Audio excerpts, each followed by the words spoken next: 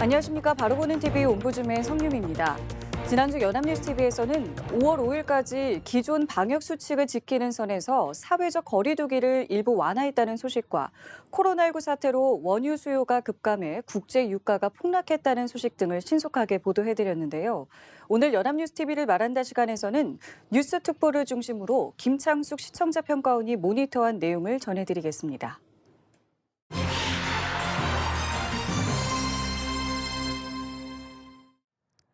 4월 15일 21대 총선이 1992년 14대 총선 이후 최고치 투표율인 66.2%를 기록하며 무사히 치러졌습니다.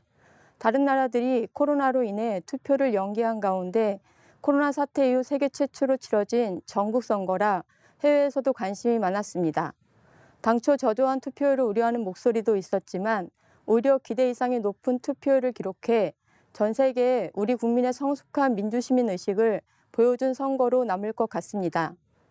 이번 총선은 더불어민주당이 압승으로 끝났는데 4월 16일 오전 11시 뉴스특보에서는 민주당이 단독으로 과반 의석을 차지했다는 소식을 전했습니다.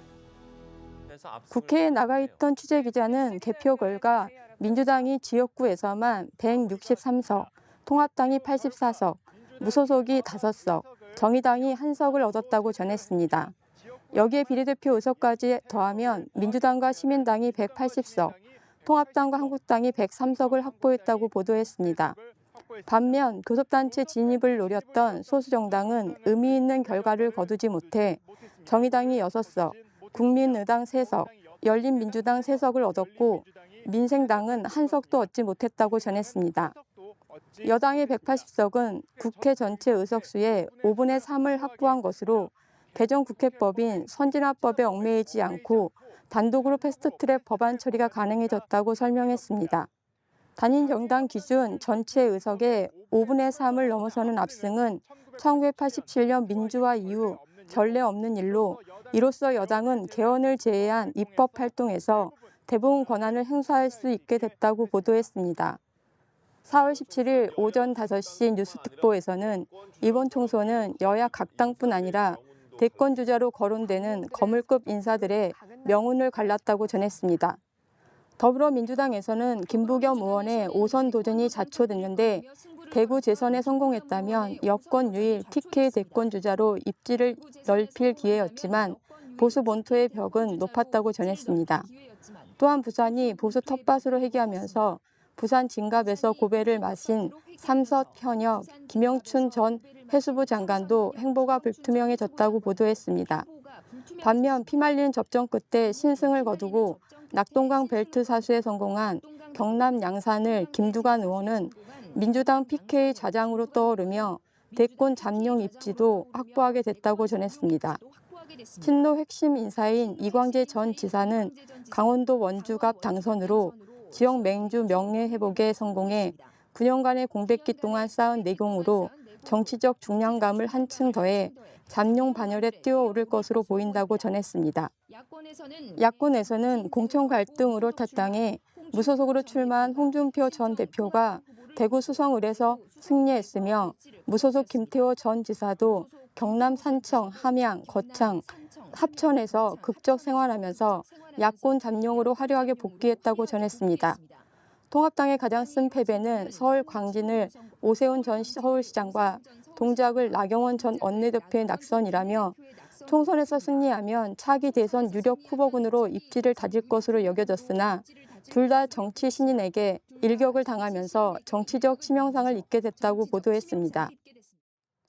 코로나19로 인해 무사히 치러질 수 있을지 걱정이었던 21대 총선이 높은 투표율을 보이며 잘 마무리되어 다행인데요. 이번 선거 보도에서는 준연동형 비례대표제가 처음 도입되고 18세 이상의 청소년이 처음 투표권을 행사하는 등 큰 변화가 있는 선거였음에도 변화된 선거 제도에 대한 심층적인 논의가 다소 부족한 점이 아쉬웠습니다. 또한 선거가 끝난 후에는 승자와 패자 프레임 보도, 인물 중심의 보도 등이 많이 보이는데요.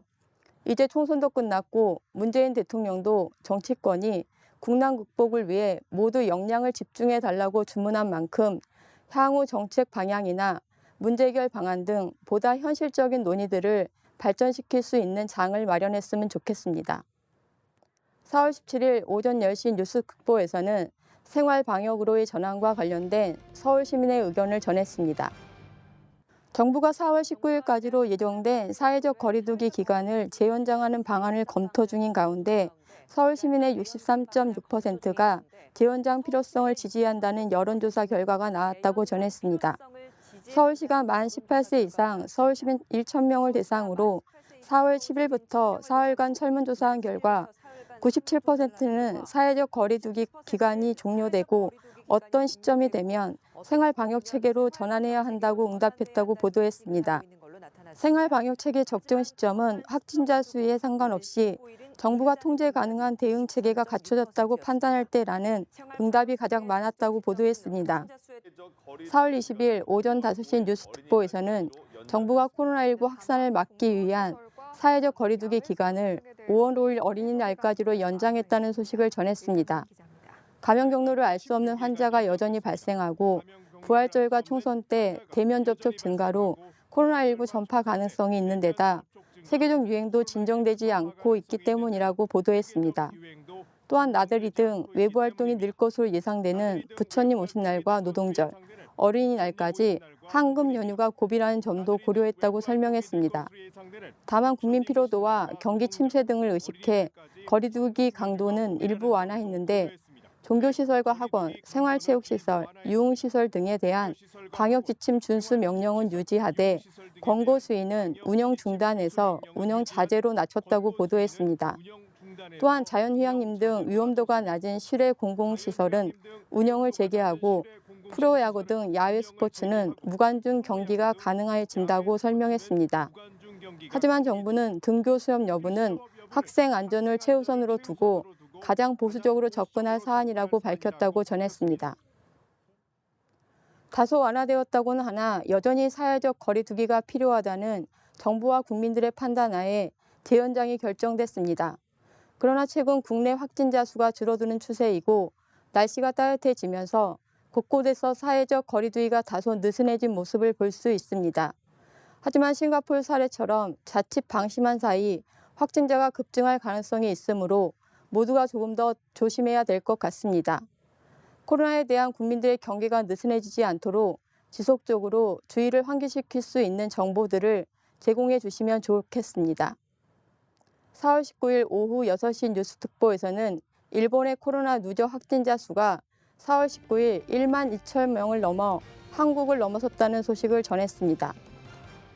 도쿄올림픽 개최를 앞두고 있던 일본 정부는 발병 초기 코로나19 검사 기준을 지나치게 엄격하게 제시해 검사 수를 조절해 왔으나 올림픽이 연기된 후 뒤늦게 검사 건수를 늘리면서 확진자가 폭증하자 긴급 사태를 전국으로 확대했지만 뒷북 대응이라는 비난이 쏟아지고 있다고 보도했습니다. 하지만 아베 내각이 마땅한 대책을 제시하지 못하고 있는 데다 당초 소득이 줄어든 가구에 30만 엔을 지급하기로 했다가 국민 1인당 10만 엔, 우리 돈 110만 원씩 지급하겠다고 방침을 바꾸는 등 갈팡질팡하는 모습까지 보이자 아베 총리의 정권 기반마저 흔들리고 있다는 지적이 나오는 상황을 전했습니다. 세계적인 팬데믹 상황에서 해외 주요 국가의 코로나 발생 현황을 알려주는 보도가 많은데요. 유독 일본 관련 보도에 있어서만 우리나라 현황과 비교하는 보도가 많은 것 같습니다. 일본의 경우 최근 확진자 수가 급증하고 있어 어려운 상황인데요. 국민의 생명이 걸린 민감한 사안이고 서로 경쟁하는 상황이 아닌 만큼 불필요하게 서로의 감정을 자극할 수 있는 보도 행태는 지양할 필요가 있습니다.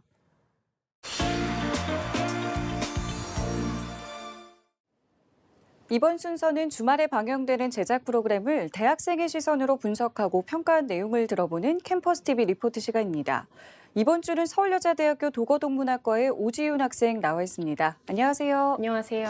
자, 지난주에 어떤 프로그램 모니터하셨죠? 네, 저는 지난 19일에 방송된 명품 리포트 맥을 모니터했습니다.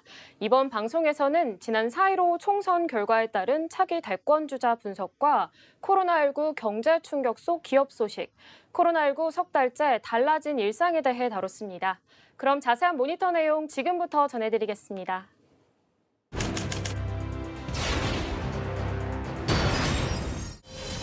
먼저 여의도 풍양계에서는 4.15 총선 결과로 희비가 갈린 차기 대권 주자들에 대해 살펴봤습니다. 조국 사태와 경제 실정 대신 이번 총선에서 여당이 압도적인 승리를 거두면서 여권 잠룡의 대권 가도에 청신호가 켜졌다는데요.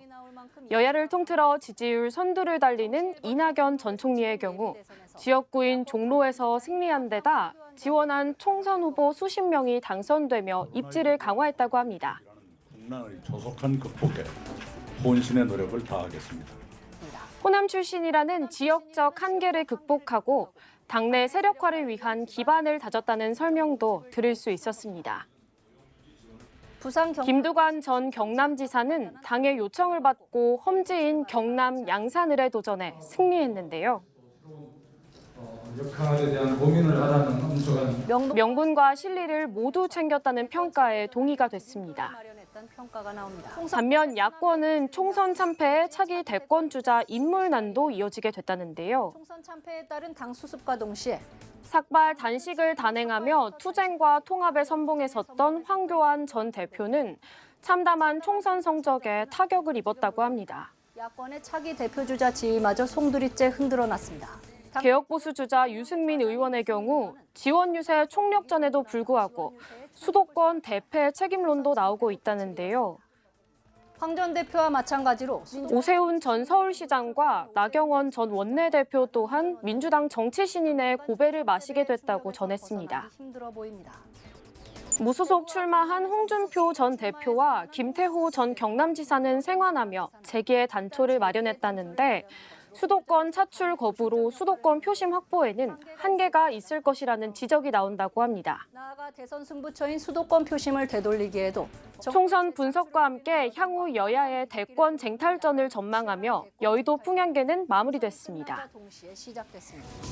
기업 기상도에서는 코로나19 여파로 어려운 경제 상황 속에서 위기를 극복한 기업과 난관에 봉착한 기업을 소개했습니다. 우선 맑은 기업은 르노상성 자동차였는데요. 신차 흥행에 이어 임단협이 타결됐다고 합니다. 3월 국산차 판매 10위대에 XM3와 QM6가 올랐다는데요. 히트작의 노사관계 정상화가 회생의 계기가 될 것으로 전망했습니다. 한편 코오롱 생명과학은 골관절염 치료제 인보사가 미국에서 임상시험 재개 허용되며 회생 기회를 잡았다고 하는데요. 미국 식품의약국이 몇 가지 조건을 달며 임상시험을 재개해도 좋다고 통보하면서 코오롱의 행정소송도 승산이 있는 것이 아니냐는 관측이 나온다고 전했습니다. 흐림 기업으로는 기업은행을 꼽았는데요. 신생 디스커버리 미국 투자펀드 환매 중단 후 논란이 많다는데요. 기업은행 측은 태스크포스를 만들어 다양한 방안 강구하겠다 밝혔으나 투자자들의 불안을 잠재우긴 쉽지 않을 것으로 보인다고 합니다. 배달의 민족 역시 흐림 기업으로 꼽혔는데요. 수수료 인상으로 논란이 됐던 배달의 민족은 소비자들의 직접 전화 운동에 이어 114에서 수수료 없는 음식 앱을 내놓으며 현 수준의 이익도 얻지 못할 전망이라고 하는데요. 음식 배달 앱을 내놨습니다. 경기도는 공공 배달 앱 추진을 계획하며 배달의 민족의 독점에 감속 페달을 밟고 있다고 합니다. 공공 배달 앱 추진 계획 재확인했습니다. 뉴스프리즘은 코로나19가 발생한 지 석 달, 달라진 일상을 다뤘습니다. 지난 1월 20일 코로나19 확진자는 2월 중순부터 신천지 대구교회를 중심으로 폭증했는데요. 확진자 폭증세는 현장 의료진의 사투와 빠른 진단검사를 통해 가라앉았지만 감염병 위기 상황에서 공공인프라 확충이 시급하다는 지적이 나온다고 합니다. 제대로 못 막으면 그 사회의 전망 자체가 어려워지는 상황이 발생한 거 아니겠습니까? 여전히 방역망 박 환자가 발생하고 있어 안심할 수 없는 상황이고 백신 개발은 적어도 1년 반 이상 걸릴 거라는데요. 효과가 있는지 임상 시험 중입니다. 현 시점에선 사회적 거리 두기로 환자 수를 최소화해야 한다는 전문가 의견을 잘 새겨들어야겠다는 생각이 들었습니다. 한 레스토랑. 이어서 코로나19로 인해 비대면 소비가 확산하고 있다는 내용이 이어졌습니다. 따뜻한 음식을 실은 로봇이 서울 송파구의 한 레스토랑에선 서빙 로봇이 활약하고 있는 모습을 볼 수 있었습니다. 비대면 소비 추세는 쇼핑 방식과 식생활에도 변화를 가져왔다는데요.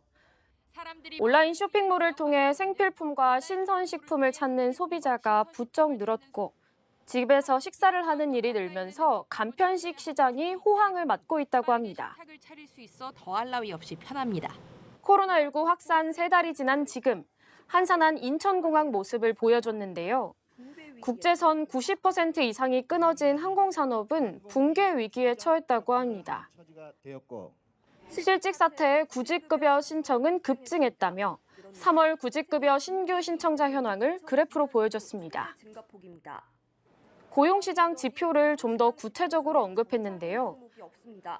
3월엔 취업자가 20만 명 가까이 줄었고 일시휴직자는 1년 전 대비 무려 126만 명이나 증가했다고 합니다. 60만 명을 넘었습니다. 대책 마련을 고심하고 있는 정부가 이번 주 고용 유지와 실업 대책 등을 담은 고용 안정 대책을 내놓을 계획이라는 말로 방송은 마무리됩니다. 분명해 보입니다. 네, 모니터한 내용 잘 봤습니다. 오지윤 학생은 이번 명품 리포트 맥에서 어떤 부분이 가장 인상 깊었었나요? 네, 저는 코로나19로 인해 달라진 우리의 일상이 가장 인상 깊었습니다. 전문가들은 이제 우리는 코로나19 이전으로는 돌아갈 수 없을 수도 있다고 하는데요. 그래도 이 사태를 빨리 끝내려면 사회적 거리두기 등의 방역 수칙을 철저히 지켜야겠다는 생각을 했습니다. 네, 알겠습니다. 지금까지 서울여자대학교 도거동문학과의 오지윤 학생이었습니다. 오늘 말씀 고맙습니다. 감사합니다.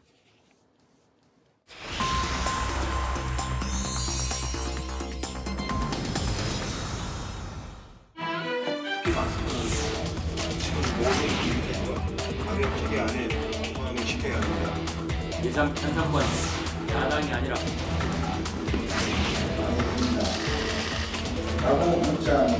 국민의 고통과 피해가 하루하루 눈덩이처럼 늘어나고 있습니다.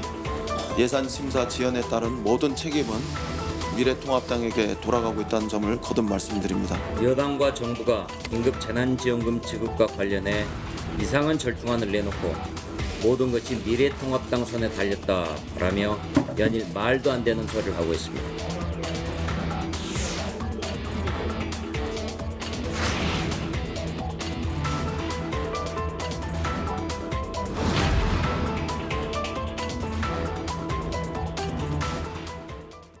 코로나19로 인한 긴급 재난지원금의 전 국민 지급에 당정청이 모두 합의함에 따라 재난지원금 지급이 급물살을 탈 것으로 보입니다.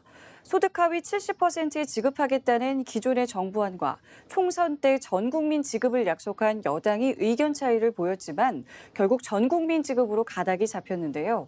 오늘 TV와 비평 시간에서는 이 긴급 재난지원금 지급을 둘러싼 합의 과정에 대해서 우리 언론에서는 어떻게 보도하고 있는지 자세히 알아보도록 하겠습니다. 오늘 경희대학교 커뮤니케이션 연구소의 이장환 교수 나오셨습니다. 안녕하세요. 안녕하세요.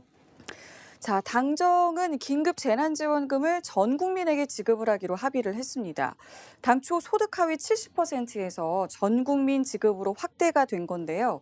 그 내용을 간략하게 정리를 해주시고 또 그 과정에 대해서 우리 언론에서는 어떻게 보도했는지도 짚어볼까요? 네, 총선 후 6일 동안 정부와 여당이 대립을 거듭한 끝에 지난 20일 더불어민주당과 정부는 전 국민에게 긴급 재난지원금 지급 및 고소득자 기부 방침을 밝혔습니다. 소득 하위 70%에 지급하겠다는 기존 정부안에서 전 국민 지급으로 대상을 확대하는 대신 고소득자에게 자발적 기부를 받아 재정 건전성을 지키겠다는 방안입니다. 기재부에 따르면 우리나라 2천만 가구에 지급하려는 재난지원금 총 규모는 약 13조 원으로 될 것으로 보입니다. 언론 보도를 통해 긴급 재난지원금 지급을 둘러싼 당정의 합의 과정을 알 수 있습니다. 간략히 정리해보면 지난 3월 22일 문재인 대통령은 소득 하위 70% 가구에 재난지원금을 지급하겠다고 발표합니다. 이에 따라 총선이 끝난 지난 16일 정부는 재난지원금 수령 대상자 세부 기준을 발표하고 재원 마련을 위해 2차 추가 경정 예산안을 국회에 제출합니다. 하지만 총선 때 재난지원금 지급을 확대 공약한 여당이 전국민 지급 의견을 고수하며 19일에 있었던 당정 회의에서 결론을 내지 못합니다. 난항 끝에 지난 22일 전 국민 지급 및 고소득자 기부 합의안이 나온 것입니다. 기재부 역시 지난 23일 전 국민 지급을 공식화하고 추가 재원은 국채 발행으로 조달한 뒤 자발적인 기부를 받기 위해 법률을 재개정에 나서기로 했습니다. 이에 대해 조선일보는 100만 원 안 받으면 15만 원 주겠다는 관제 기부라는 제목의 기사에서 이번 합의는 코로나 대책에 들어가는 재원 마련의 책임을 일부 고소득자에게 떠넘기는 정책이라는 비판이 나온다고 전합니다. 민주당은 긴급 재난지원금을 전 국민에게 지급하겠다는 공약을 지켰다는 명분을 세우면서 이로 인해 추가적으로 생기는 재정 부담은 고소득자들이 자발적으로 기부해 해결해야 할 문제로 만들어버린 셈이라고 합니다. 고소득자에게 조세 저항을 불러올 수 있다는 지적 또한 나온다면서 민주당 방안대로 하더라도 실제 국가 재정 부담이 줄어들지 확실치 않다고 비판합니다. 경향신문은 지난 23일자 기사를 통해 지지부진했던 당정청 합의 과정을 비판합니다. 총선 후 재난지원금 문제가 가장 먼저 불거질 걸 알았을 텐데도 이렇게 방치했다는 것은 납득하기 어렵다는 것입니다. 코로나19 재난지원금은 복지정책이 아니라 재난대책이며 재난지원금의 효과를 높이려면 속도가 요구된다고 지적했습니다. 코로나19 방역은 과감하고 적극적 조치로 세계적 찬사를 받았지만 국민 생계 지원 대책은 너무 느리다며 총선 후 여당의 책임을 촉구했습니다. 가까스로 당정청이 긴급 재난지원금을 전 국민에게 지급하겠다고 합의했지만 언론의 비판이 이어졌습니다. 비판 양상은 조금 다른데요.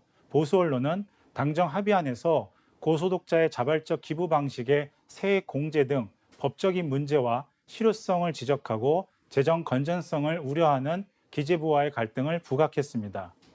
진보 언론은 난항을 거듭하는 합의 과정을 비판하며 재난지원금의 빠른 지급을 촉구했습니다. 네, 사실 여야는 총선 과정에서 이 긴급 재난지원금 지급을 전 국민에게 확대하겠다라는 공약을 하기도 했었잖아요.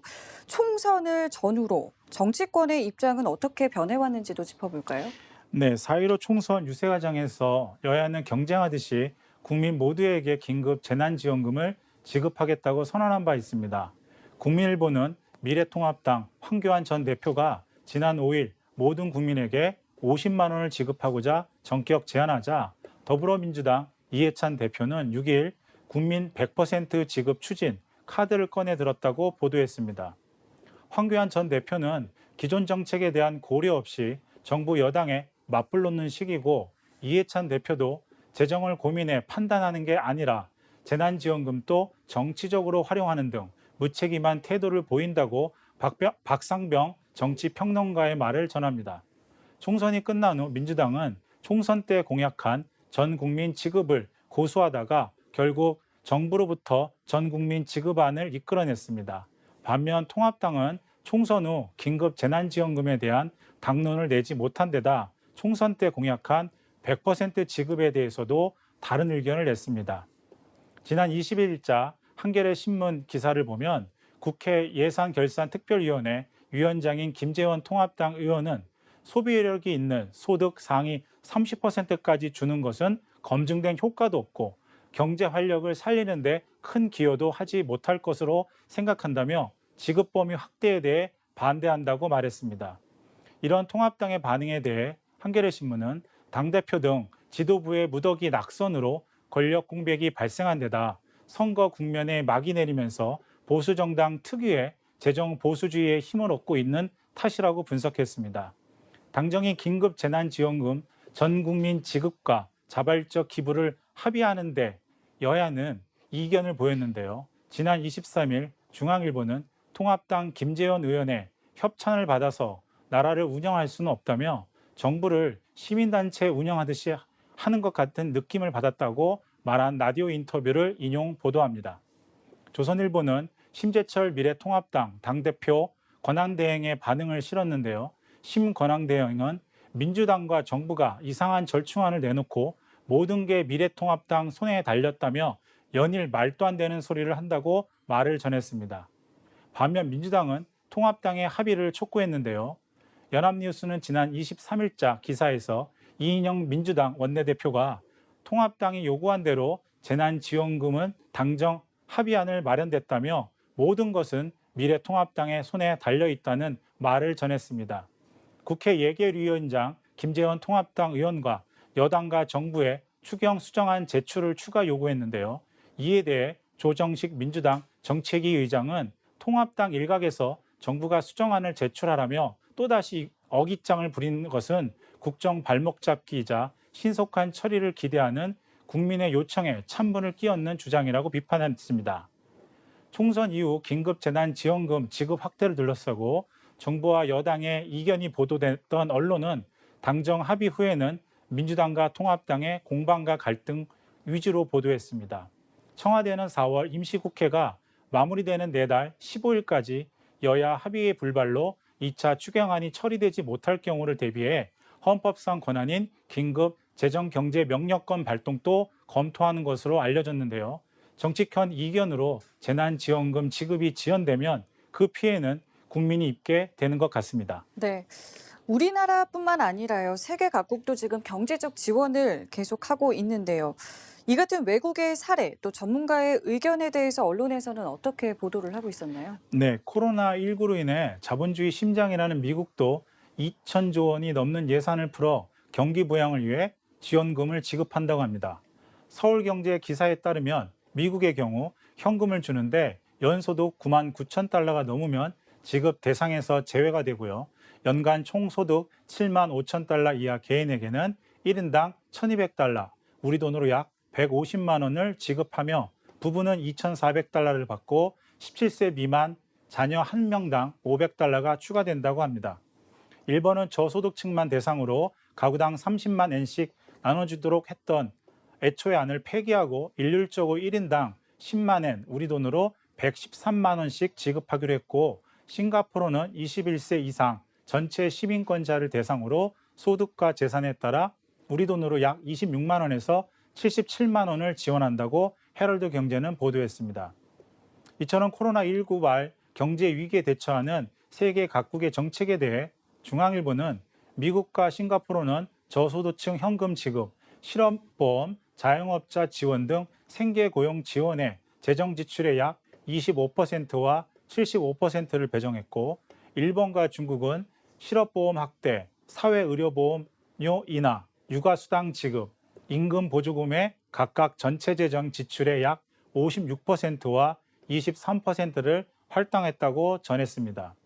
그러면서 강성진 고려대 경제학과 교수의 선진국 중에서 한국이 유독 경기 부양에 소극적이라며 준전시 상황이라는 인식 아래 적극적인 재정 정책을 펴야 한다는 의견을 인용 보도합니다. 또한 김상봉 한성대 경제학과 교수의 기업과 가게가 다 망가지고 나면 재정 건전성 논란도 쓸모가 없다며 일단 지원하고 나중에 걷어들이더라도 지금은 선진국처럼 부도 실업의 경계선에 있는 계층부터 전폭적으로 지원해야 한다는 말을 실었습니다. 이처럼 언론은 코로나19 장기화에 따른 세계 경제 침체에 대한 심각성을 보도하면서 각국의 신속한 재난지원금 투입과 사회안전망 붕괴를 막기 위한 재정 지출을 소개하고 우리 정부의 빠르고 적극적인 경제 정책이 필요하다고 보도합니다. 자, 코로나19 사태가 장기화되면서 경제적 타격에 대한 우려의 목소리가 참 높습니다. 실질적인 경제 위기를 극복하기 위한 방안을 마련하기 위해서 우리 언론은 어떤 역할을 해야 하는 걸까요? 네, 이번 코로나19 발 경제 위기와 긴급 재난지원금 보도에 있어서 우리 언론은 실물 경제, 즉 민생 위기를 진단해 보도하는 것이 부족했습니다. 가장 시급한 것은 소득이 뚝 끊겨 최소한의 생계조차 버거워진 영세 자영업자, 극빈층, 불안정한 노동자 등 경제 취약 계층입니다. 이들은 아주 짧은 기간에도 삶이 무너질 수 있는 상황에 직면하고 있습니다. 그런데도 마스크 공급에는 그토록 집착했던 우리 언론들이 정작 이들에 대한 지원은 어떻게 할 것인가에 대한 보도는 별로 하지 않았습니다.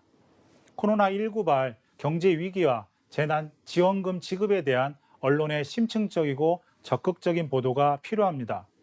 언론이 경제 취약 계층의 목소리를 적극적으로 보도해 정치권과 정부의 빠르고 실질적인 대책을 주문하는 사회적 역할을 해야 합니다.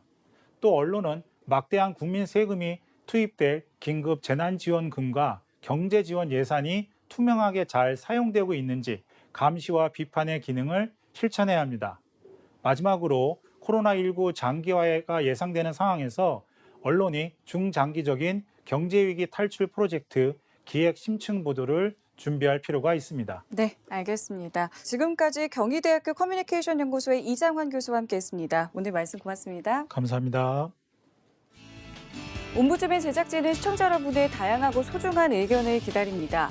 방송을 보고 느낀 소감을 연합뉴스TV 홈페이지 시청자 게시판이나 SNS로 보내주시기 바랍니다. 저희는 다음 주에 다시 찾아뵙겠습니다. 시청자 여러분 고맙습니다.